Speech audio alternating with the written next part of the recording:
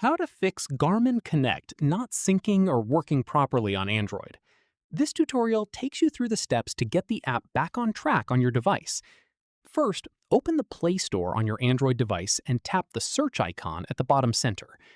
After that, type in Garmin Connect in the search bar and tap on the app from the results. From there, if you see an Update button instead of Open, go ahead and tap Update and wait for it to finish. An outdated app is one of the most common reasons for syncing issues.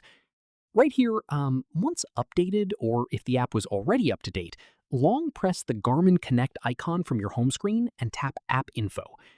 Next up, tap on Storage and then tap Clear Cache to remove any temporary files that could be interfering with the sync.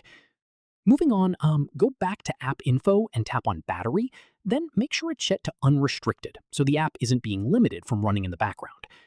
From here, go back to App Info and tap Force Stop, then tap OK to confirm.